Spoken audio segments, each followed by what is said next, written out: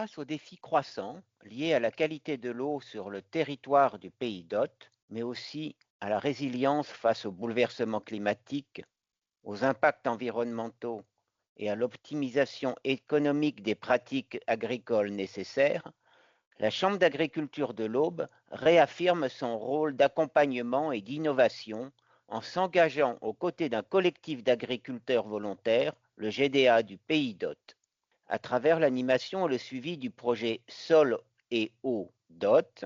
Elle impute une dynamique territoriale ambitieuse visant à concilier performance agricole, préservation des sols et protection de la ressource en eau. Un essai-système, mis en place depuis septembre 2025 pour une durée de 3 ans minimum, vise ainsi à travailler sur la santé des sols pour allier qualité de l'eau, résilience du système face au changement climatique et rentabilité. Témoignage d'Alice Santin, conseillère agronomie à la Chambre d'agriculture de l'Aube.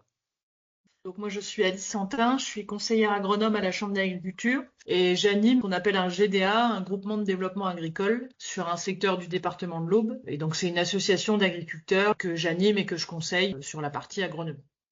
Comment ce projet d'expérimentation a-t-il émergé et quels en sont les acteurs? Alors, le projet, il a émergé par rapport à plusieurs questionnements sur le secteur et auprès des adhérents du GDA. Voilà, notamment sur la durabilité des systèmes qu'on a aujourd'hui. On est sur une zone, alors qui n'est pas classée comme zone intermédiaire, mais on va dire où il y a des potentiels moyens et où le changement climatique est aussi une problématique assez importante. Et en plus de ça, secteur où, où économiquement ça peut se compliquer et donc essayer d'allier agronomie, réduction des charges en général, notamment réduction un peu des charges de travail, de mécanisation, parce que on est sur un secteur, on dit argile à silex, et donc où les charges de mécanisation peuvent être assez importantes, et aussi en mettant tout ça dans la réflexion, la fertilité des sols, parce que c'est un levier important et qu'il faut préserver justement pour la durabilité des systèmes et des exploitations à l'avenir. Comment et où cette expérimentation va-t-elle se dérouler?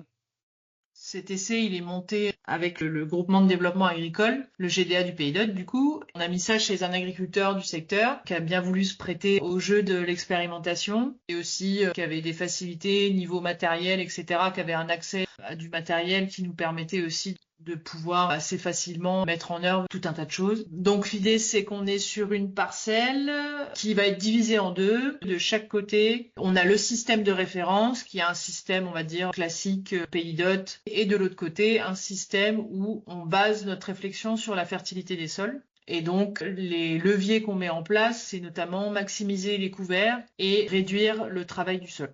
Ce projet, c'est vraiment sur la fertilité des sols ou c'est également un peu sur la résilience aux sécheresses et au climat?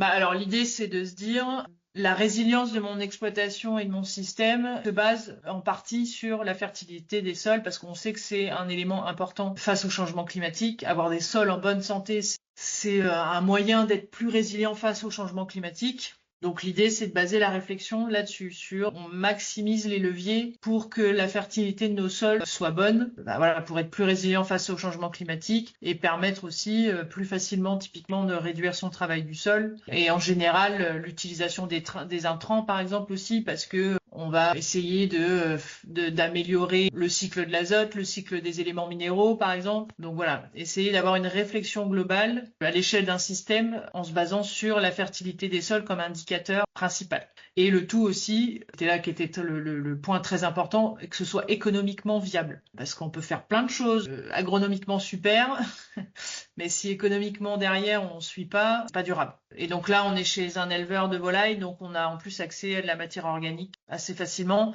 Sachant que moi, je suis sur un secteur très céréalier, donc la matière organique n'est pas forcément quelque chose qui est utilisé dans toutes les exploitations. Parce qu'à partir du moment où on doit l'acheter, elle a un coût et qui est souvent corrélé aussi au prix des engrais minéraux. Donc, donc voilà, c'est aussi de sensibiliser sur l'importance de remettre de la matière organique dans des systèmes céréaliers.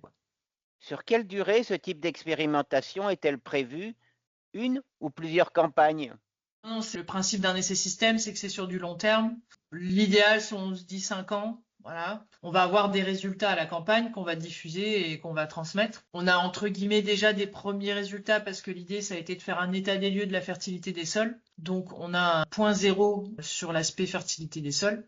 Là, on va avoir les premiers résultats suite à la récolte de l'année, mais qui vont pas, voilà, il va pas y avoir des trucs très flagrants vu qu'on n'a pas, c'était une première année, c'était de l'orge, donc il n'y avait pas non plus des grands changements entre les deux systèmes. Et donc l'idée, c'est de partager à la fois les observations et les résultats à l'année, mais aussi à la fin de faire un retour global sur l'essai, que ce soit les résultats d'un point de vue fertilité des sols, les résultats économiques, les résultats de performance, etc.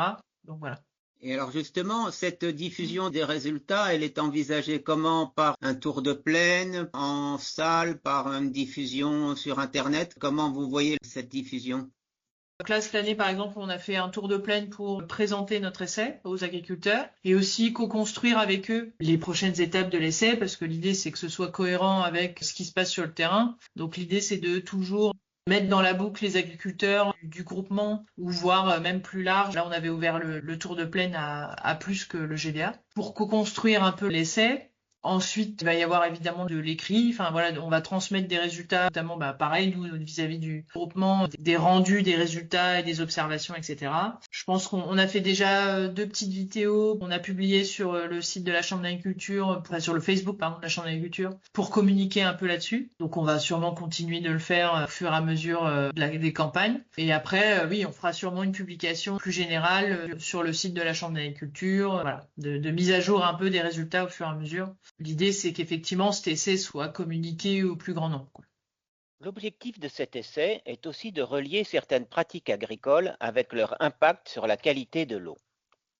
Outre sur la fertilité et sur des aspects économiques, l'évolution des pratiques va être également mesurée au regard de l'impact sur cette ressource en eau et sur l'environnement en globalité. Les leviers utilisés seront la maximisation des couverts végétaux, la réduction du travail du sol, la diversification des rotations et l'optimisation de la fertilisation naturelle.